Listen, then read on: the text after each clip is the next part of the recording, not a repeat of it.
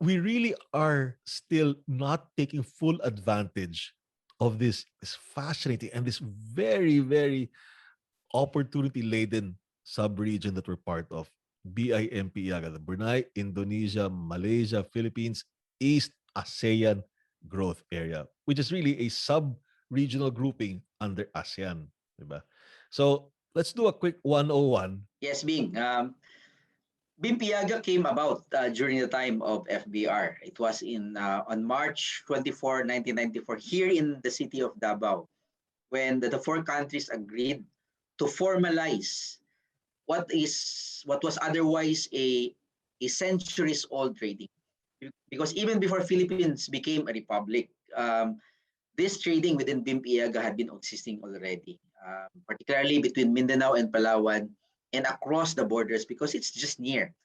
In fact, if you are at Taganap, which is the southernmost part of the Philippines, the farthest island in southern Mindanao, vis-a-vis mainland, for instance, and it's still part of the Philippines, um, tanaw na tanaw mo na, pwede mo nang languyin na lang Malaysia ka na, for instance. In fact, in Taganap, in Turtle Islands, our municipalities there are using not just peso, but also using ringgit as currency. And in fact, using the access of telephone connectivity with Malaysia because mas malakas than our very own Smart and Globe in that very far away land. And so that prompted the four leaders to band this particular sub-regional cooperation.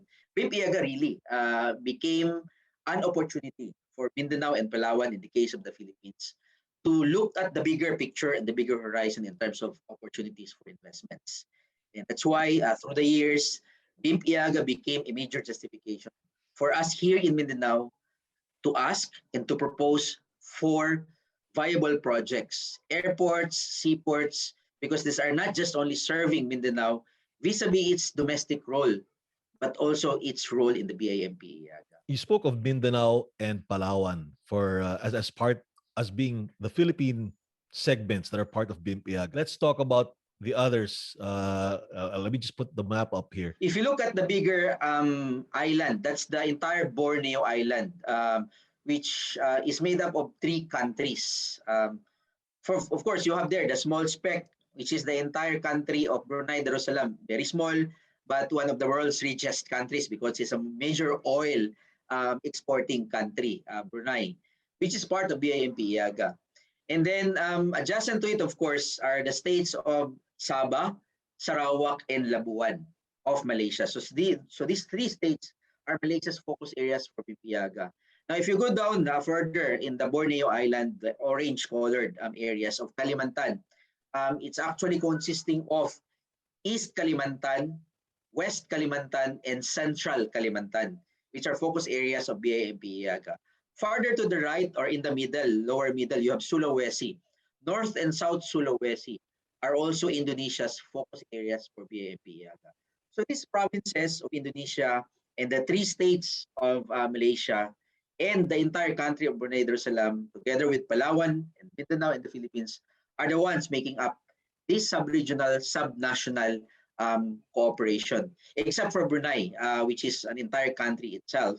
The rest of Malaysia, Indonesia, and Philippines are represented only by these focus areas. It does not involve the rest of the larger parts of respective countries because it is only focused on the interconnected and geographically proximate areas within the sub-region. Very areas that centuries ago are already doing sociocultural and economic trade. What is so important about this sub-region of ASEAN? One is that the focus areas of BIMP-EAGA, Mindanao and Palawan for the Philippines, happen to be among the world's major producers of agricultural commodities. Kaya nga, in the case of the Philippines, when you talked about bananas, where Philippines is second in the world, that is Mindanao bananas. When you talk about canned pineapples, where we are fourth in the world, that is Mindanao pineapples. 8 out of top 10 exportable commodities of the Philippines come from Mindanao. Now, when you look at our neighbors, they are also dominant in terms of their own agriculture production.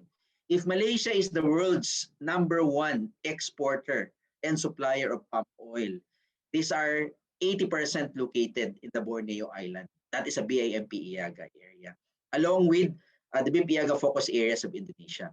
The richest biodiversity in the world is located at the heart of BIMP-EAGA. That's why there is logic, there is sense. It makes perfect sense for us to continue to collaborate in terms of fisheries cooperation, because the richest location of fisheries spawning areas are also in this location. Therefore, if we combine our strength, Mindanao, along with our neighbors in the BIMP-EAGA, we achieve a particular scale of production and value adding to penetrate not just our usual markets, but the bigger market out there. For instance, rubber. Combined, Mindanao and Sabah and parts of Indonesia's rubber production account for majority of the rubber production all over the world. 99% of the Philippine rubber output comes from Mindanao, Zamboanga Sibugay, Basilan, and Central Mindanao and North Cotabato. Unfortunately, we export rubber kaplams, yung very raw lang na rubber, to Malaysia, to China, and several other destinations, because we do not have tire manufacturing and processing facilities here in Mindanao. So we end up buying the finished product as imported, coming from the very raw that we supply. Seaweeds, for instance, 60 to 80% of seaweeds in the Philippines is produced in Tawi-Tawi and Zamboanga Peninsula area. Yet the dried agar-agar are being sold to Cebu, where Cebu converts it into a semi-processed product and exports them to India and several other countries such as US. And in return, we buy capsules, vitamins that are wrapped or contained in soft gel capsules. Those are made of seaweeds. Ice cream confectionery, makeup ingredients are coming off from seaweeds. Yet, Mindanao is not getting that much in terms of value and return of investments or revenues, because we don't have the processing facilities here. This is where we would want to take to the next level the opportunities that Mindanao can have with BIMP-EAGA because of the richness of our resources that can be complemented with what we have with our neighbors in the BIMP-EAGA. And therefore, if Mindanao is presented as such, then we can become a powerhouse. We can be seen as a force to reckon with by our markets. Therefore, we can fetch higher prices. We can exert demands because we are trading as a big entity and no longer just a small time entity if we do it our own. Let me just say that again so that it hurts just a bit more. And that's so, we hopefully make it stick. So many raw materials are coming from the Philippines, Mindanao and Palawan, which we export to another country that processes it, and then sold off to another country that puts it together as a finished product. And then we just happily buy these finished products at a much, much, much more expensive price. Only because we are happy to sell raw materials and not look at moving up the value chain. Is that That the has, whole yeah, hurtful truth, Assistant yeah, Secretary? that has been a major handicap for Mindanao for quite some time. Not just the agricultural and food products, for instance. If you looked at mineral industry, where the largest deposits of gold, nickel, and copper across Asia, a large concentration is here in Mindanao. That's why Mindanao is a major global player in terms of production of copper and nickel, for instance. Yet these are being extracted, just ores, exported to other countries, and then they are the ones doing the processing and value adding. And we buy the final product of those products. In terms of revenue, we're just selling the raw material, so we're not earning that much. The ones that are generating so much revenues and profit are the very countries that have the capacity to value add and to process such raw materials coming from us. And this is the paradigm of development that we wanted pursued more vigorously this time in Mindanao. We looked at moving, as what you have perfectly stressed, moving the products up the value chain, because we have dominance of most of these products in Mindanao, but are otherwise constrained, limited in terms of opportunities because of the lack of this value adding and value processing industries. These slides that we're showing you, these came from a presentation you did to the House Committee. This is in Congress, right? The House Yes. Committee on East ASEAN Growth Area Affairs. See, I didn't even know there was one. You presented this last December, and you asked a very interesting question. And I guess this was a question put to to them and to us in general. Yes. Yes. And you asked, is BIMP-EAGA still relevant? 26 years after its establishment in Davao, I may add, we still lack direct connectivity with the rest of the BIMP-EAGA countries. And we sorely lack a level of trading. All right, so let's look at the opportunities for Mindanao and Palawan and the Philippines in general. Well, this sub-regional cooperation also went into ups and downs with major external shocks, foremost of which was, of course, the Asian financial crisis of 1997. Each country had to tend to its own internal issues arising from this Asian financial crisis.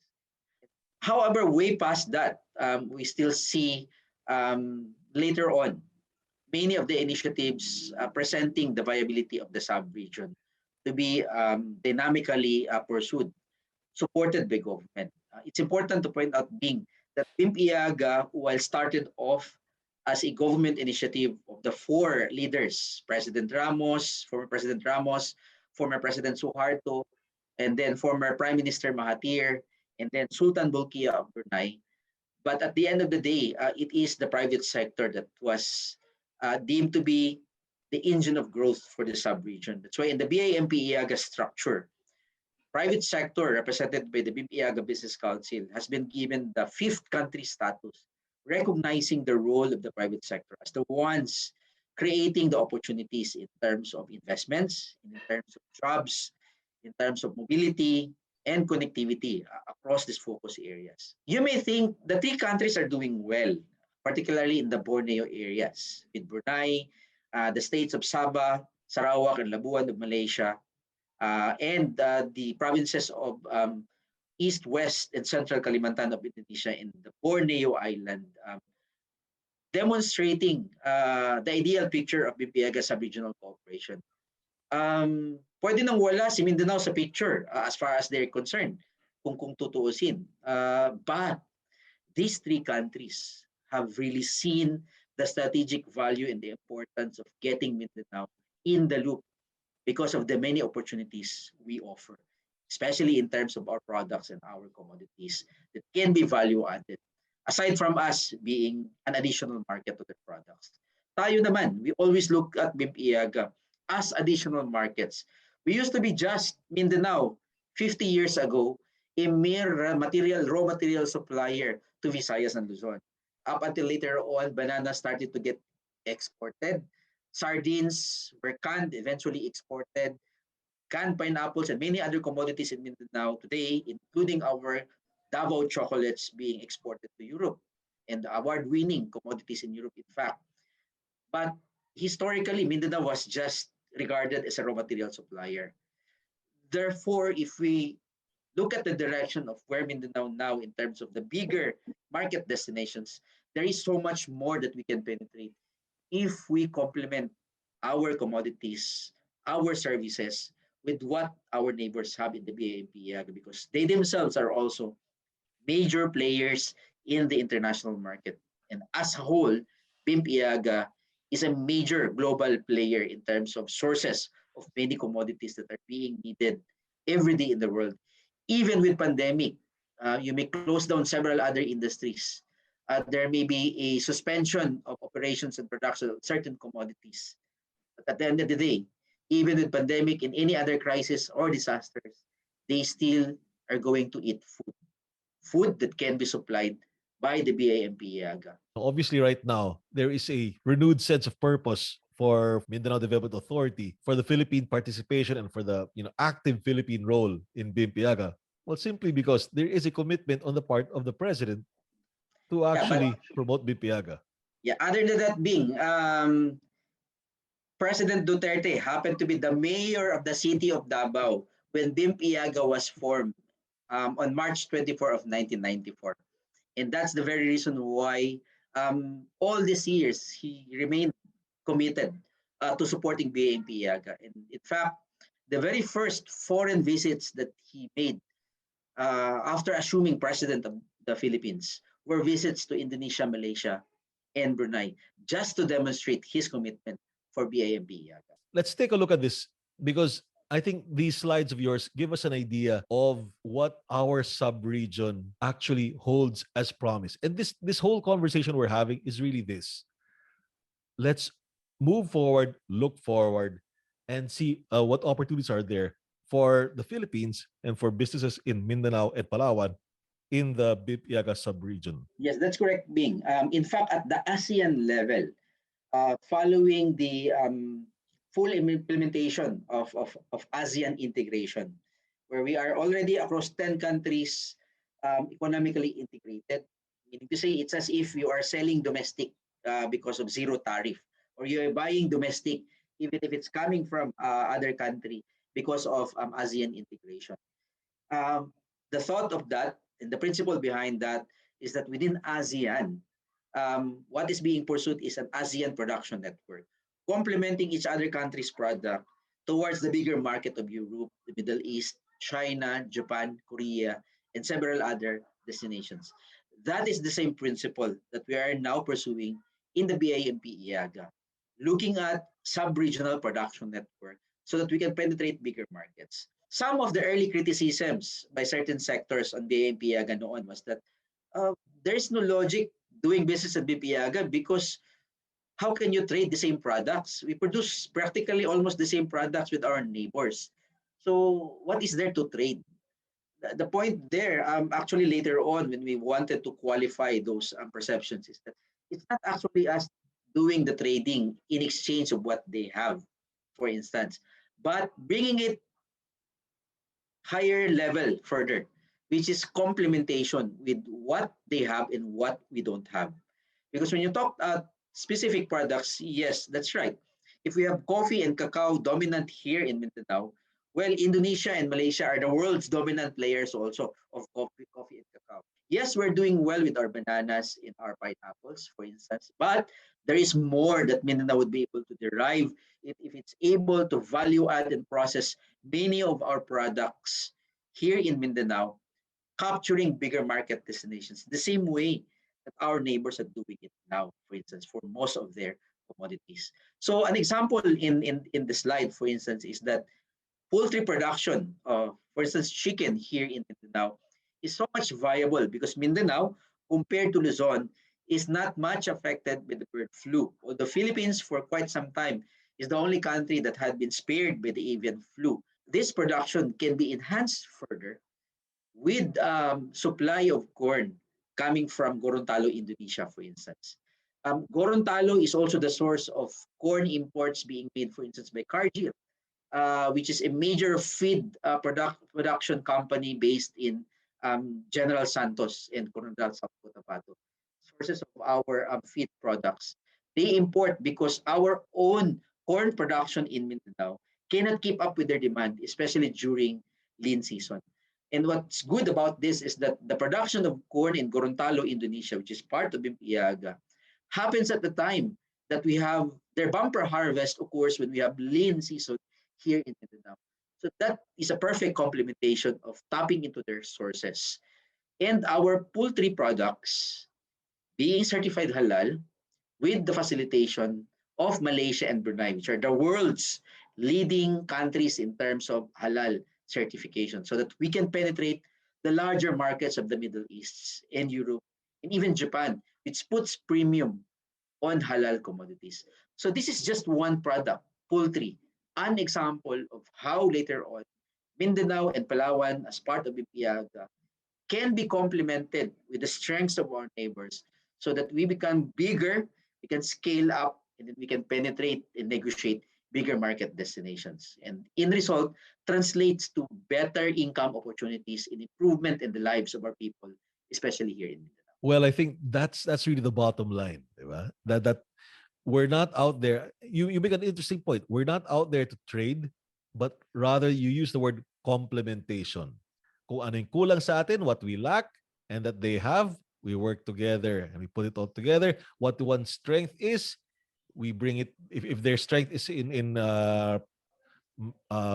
value adding at this point, then we bring the products there, so that when we are part of this whole deal as one sub-region, BIMP-EAGA products are a much bigger sell for the other markets.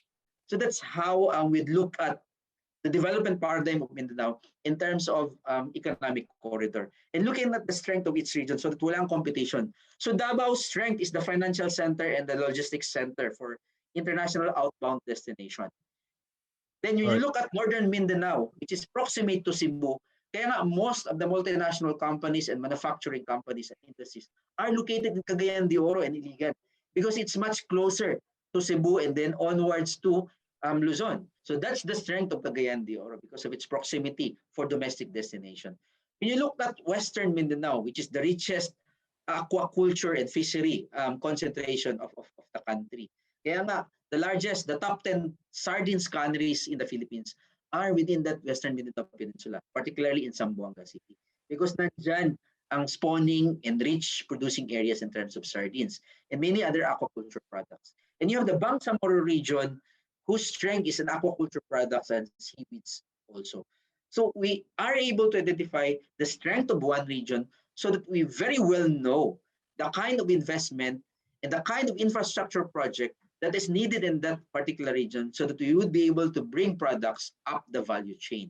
And that is the same direction we are presenting insofar as the role of Mindanao in the larger context of BIMP-EAGA, which is immediately a 60 to 70 billion market for Mindanao products that you may treat as a domestic destination because it's in fact nearer than Luzon as a market destination for Mindanao products. It seems to me that we're looking everywhere except right beside us. Am I right? Yeah, we've been always looking at because some of these investments, unfortunately, are nationally oriented. Big capitalists from Manila, the ones dominating the investments for this export-oriented products that we have in Mindanao, for instance, except for homegrown products in Mindanao, like bananas that really have originated in Mindanao. But for some other commodities, definitely in terms of orientation, these are mostly dictated by the preferences of those coming from the national capital. If you look at our neighbors in the BIMP-EAGA, they're also penetrating almost same market for many of their products. The only thing that is advantageous to them is that they are able to penetrate more with the kind of value adding they have. And so if we looked at our neighbors as a market, that's one opportunity that we can already look at. But there is another bigger opportunity for us, which is to complement with them, with their products, with ours, and so that sub-regional complementation will result to us penetrating bigger markets, the ones that they are also penetrating, with the kind of product that are being harmonized as a BIMP-EAGA product. So we're looking at hitting two words in these opportunities: BIMP-EAGA as a market and BIMP-EAGA as a means to penetrate bigger markets as well. From what this slide shows us, there really are very limited ways of connecting. Tell us how we can get to Brunei, Indonesia, and Malaysia. We have direct sea links from Zamboanga to Sandakan, served by Alasan Shipping. We have direct flights from Davao to Manado, which were the flights were served by different Indonesian carriers: Garuda Air, Burak Airlines, Sriwijaya, and Pal Express was in fact supposed to complement that flight. They were planning to look at mounting the flight this year, but that particular plan definitely had to be set aside because of COVID.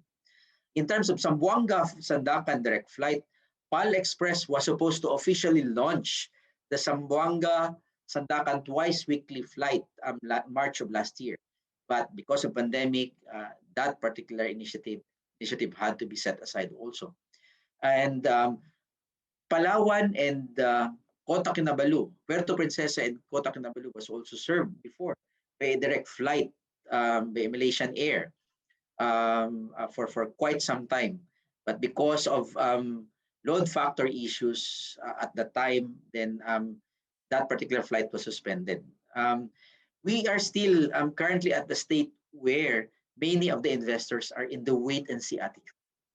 Like for instance, if we have direct shipping links, tingnan ko muna kung sustained yung links na yan before I make use of that sea link for my products. So the wait and see attitude actually is also a factor by which some of the initiatives have not progressed well. Now, our links from Zamboanga to Sandakan by Allison Shipping is still suspended because Sabah is not yet allowing entry of foreign vessel. However, Sabah has allowed the entry of the non-convention sized vessels. Ano to being? NCSS, ang tawag dito yung Jongkong Compete Lancha, the wooden vessel, the traditional modes of conveyance that had been plying the route of BIMP-EAGA centuries ago are still the kind of vessels being used today. Although medyo mas mabilis na nga lang kasi demotor na siya. But still are wooden hull category and therefore not within the category of the International Maritime Organization standards. And this is where Sabah last week announced that it is allowing entry of these unconventional sized vessels from Indonesia and Malaysia. And ito yung nagbibigay opportunity being sa mga small traders natin that are doing actual barter. They are bringing fresh fruits across towards Malaysia and in return, they buy several assorted items from Malaysia to be sold all throughout Tawi-Tawi, Zamboanga Peninsula area. PAL Express, in spite of the current suspension of operations in these areas, have remained committed that they are not abandoning to serve this flight, the Kota Kinabalu Zamboanga, and later on Davao Manado, because they always see the viability of these two routes connecting Mindanao to these focus areas of BIMP. The low-hanging fruit that we could be gunning or we should be gunning for, to my view, would be tourism, so that at least people get a sense of, okay, what's the market out there. So tourism then becomes really a that initial draw for us to just see each other. Do we now have the option to go straight to these focus area, to our fellow focus areas in Brunei, Indonesia, and Malaysia, or do we still have to take these roundabout routes going to their capitals to get us only to a nearby area? Prior to pandemic, we have the opportunity already to directly fly to the focus areas of BIMP-EAGA. It's supposed to be the flight that would have been served by Philippine Airlines Express in terms of Zamboanga and Kota Kinabalu. And so when you land in KK, you're already in Borneo. We can probably take bus, travel all the way to Brunei, and then go all the way to East Kalimantan, or West Kalimantan, I mean, Pontianak, and then move all the way entire the route of Borneo. Travel from Mindanao to these areas is definitely a lot cheaper because of a very specific BIMP-EAGA policy of the Philippines, which is the travel tax exemption. So when you travel to any of these focus areas of the BIMP-EAGA, from Mindanao and Palawan, you don't have to pay the 1,600 plus travel tax. So that's already a fraction or a big part of your fare or travel cost to going to these areas. So that gives you savings. That's an incentive to move around BIMP-EAGA. But the more important thing collectively under BIMP-EAGA being is that under the tourism pillar, the focus areas of 4 countries agreed that we package our tourism destinations, especially the heritage sites and ecotourism sites, as one market so that we don't compete with each other. We attract the same sets of tourists going all the way the entire loop. That's why before there is a marketing line and tourism tag from the heights of Mount Kinabalu to the depths of the underground river. Mount Kinabalu in KK is among the highest peak in Southeast Asia. And then our underground river in Palawan is, of course, a UNESCO heritage site because of its amazing depth. So for tourists from China, from Japan, from Europe, entering Malaysia, for instance, going to Kota Kinabalu, can have access to Palawan, Puerto Princesa, via the direct flight from Kota Kinabalu to Puerto Princesa for them to enjoy El Nido, which is, of course, the world's best destination in terms of island, comparable to and competing with Thailand, for instance, or Vietnam. And therefore presents us opportunity to always market BIMP-EAGA as a single tourism market for larger tourists coming to BIMP-EAGA destinations. So right now, we're seeing that the capital of Jakarta itself will be moving to an area near uh, our BIMP-EAGA focus areas. It's moving to Kalimantan. So my question is this: how should Filipino or Mindanao and Palawan-based businesses and industries prepare or take advantage of this opportunity? Because in the same way that many Filipino businesses have gravitated towards Mindanao and Davao as a result of the rise of President Duterte, I am almost sure many of Jakarta businesses and of course opportunities will also gravitate towards Kalimantan as they begin to move their capital to that part of Indonesia. So we're seeing right now, starting with the Philippines, there's a bit of the physical power structure, in a sense, has gravitated towards the BIMP-EAGA portion. Now, Indonesia will certainly take that same route and in a more formal way because it's their capital at all. Obviously, how do you think Filipino, particularly Mindanao and Palawan-based businesses and enterprises, should prepare and take advantage of being part of the BIMP-EAGA sub-region in this context? Well, you have cited a perfect analogy, Bing, in terms of how the political power and the center of power has shifted from Luzon to Mindanao, particularly in Davao, with the president coming from Mindanao, which is historic because this is the first time ever for Mindanao to be having a president.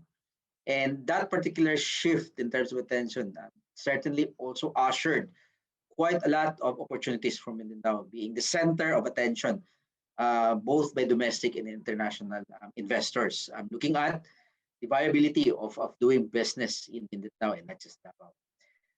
That is definitely going to be the same direction we're looking at, shaping up and emerging in the near future as Indonesia prepares for its eventual transition and transfer of its seat of power from Jakarta to East Central Kalimantan, which is in the middle, right in the middle or the lower part of Borneo Island, where Brunei and Sabah, Sarawak, and Labuan of Malaysia, and East and West Kalimantan of Indonesia are located, and which are the interesting part being part of BIMP-EAGA as focus areas, the ones that we are doing interactions with from time to time. And so if you imagine the capital of a 250 million population in a major economic player in Asia, moving its capital to right where near Mindanao is definitely presenting a wide latitude of opportunity for us. And this is also the very reason why several other countries, such as Japan and South Korea, are rearing to forge framework of cooperation with BIMP-EAGA. We already have a framework of cooperation with China. We already have an existing collaboration with Northern Territory of Australia. But Japan and South Korea are the ones that are now under negotiations. and they wanted to pursue and forge that the soonest possible time. And in the case of Japan, we learned that Japan is looking at keenly at the developments and possibly seizing the opportunities later on of a new government center, a new capital of Jakarta, of Indonesia, from Jakarta being built in central Kalimantan, which is a BIMP-EAGA area. That is also where Mindanao should look at in terms of opportunities. And this is part of our continuing advocacy wing to the national government for our national officials up there in Metro Manila who may be setting aside somewhere else to also move in the same direction in terms of how we looked at opportunities for Mindanao later on, in terms of professionals, in terms of job opportunities, in terms of the needed workers, in terms of perhaps materials that are required to build a new capital right in central Kalimantan. Just as when the airport in Brunei, Darussalam, many years ago, was built with more than 70% of engineers, Filipinos, with a substantial amount of their aggregates in the construction requirements coming from Mindanao and Palawan. So again, you look at this opportunity in the same vein once Indonesia started or starts that transition, which is being looked at sometime around 2024, that they may be starting the actual physical transfer of the capital. So this is the kind of opportunity we always looked at, made available because of BIMP-EAGA, and for which Mindanao and Palawan should be keen about. But then again, for us to be able to succeed in seizing these opportunities, we have to get the national capital to be also appreciating these opportunities we are seeing here in Mindanao. Interesting that we close on that topic because we've been sitting on this for 26 years as a country. I mean, it's a work in progress, obviously, and we've come this far already. However, there are external forces at work in the sense that right now we if we don't look at our focus areas in BIMP-EAGA, and if our businesses in these focus areas don't make an effort to look further outside, to look at our neighbors, to look at collaborations, to look at opportunities there, then what will happen is that as the shift of power in Indonesia moves to Kalimantan and moves to the BIMP-EAGA, and you're saying right now that already other countries, Japan and all of that, beginning to realize this, what will happen is that we're probably going to see this opportunity pass by because the other players, whether they're coming from Metro Manila or from other parts of the country, if not from the region themselves, will come in and say, all right, we'll set up shop there on behalf of Mindanao, take advantage of Mindanao, and you know, they may crowd us out of our own opportunities. But the business community, for most part, being had really been just sensing the signals of the government in terms of taking on the opportunities that are being made available. And it's critical that in the last 26 years, the policies really have to be clear and to be focused and to be purposive in terms of presenting these opportunities now in the BIMP-EAGA, Mindanao and Palawan. Um, Unfortunately, in our case, being the difference in terms of the political structure, uh, except perhaps for Indonesia, which is generally on the same structure with us in terms of political realities. But in the case of Malaysia and Brunei, being part of the focus areas, for instance, they have themselves a wide latitude of opportunity and discretion to pursue very specific policies in support of their participation to the BIMP-EAGA. Brunei, of course, you have the Sultan, a monarchy can just come up with any law or policy and initiative and project to support and to enhance its participation in the BIMP-EAGA. Many focus areas in the BIMP-EAGA, particularly on the part of Malaysia, had um, grown significantly at a rate faster than our very own Mindanao and Palawan. For instance, being, if you've been to Kota Kinabalu, perhaps 20 years ago, at the start of BIMP-EAGA, Kota Kinabalu may probably just be as big as General Santos City, for instance. Today, Kota Kinabalu has overtaken Davao and in fact is comparable to Cebu in terms of infrastructure, in terms of malls, facilities, and they have elevated walkways already in place. Their roads are already well expanded and well planned. Something that they only started to design at the start of the AMP. Because Sabah is a state, and being a state and a federal under federal government, they have much flexibility to decide on their own and to fund on their own projects that they see and they deem viable for their area. Something which is different from our context here in the Philippines, because everything else, from airports to seaports here in Mindanao, to road projects here in Mindanao, had to be approved, assessed, valued, evaluated up there in the national capital. And so if the national capital does not see the ROI fitting into the viability of that project, then that particular project is not going to be funded. This is our limitation insofar as Mindanao taking advantage of the opportunities in the BIMP-EAGA because of the policy constraints that we have. Fortunately, when we had finally a president coming from Mindanao, this is where we started to get those attention that we needed from Mindanao. Something that we should have had 25 years or 26 years ago at the start of BIMP-EAGA, to be able to keep a pace with the rest of our neighbors, which are now advancing at a rate faster than us in terms of economic growth. So medyo napag-iwanan tayo, Bing, ng ating neighbors in the BIMP-EAGA. Mas nauna tayo sa kanila noon actually. Well, in fact, it's not just BIMP-EAGA. 1970s Mindanao is richer than Indonesia and richer than Thailand. But look where Mindanao is today compared to Indonesia and Thailand, for instance. So this is generally policy in context, and that's why part of the effort that we needed to accomplish in Mindanao, and for them to realize them, most of these are policy driven, so that the better signals are picked up by the private sector in terms of viability and sustainability to push for these projects.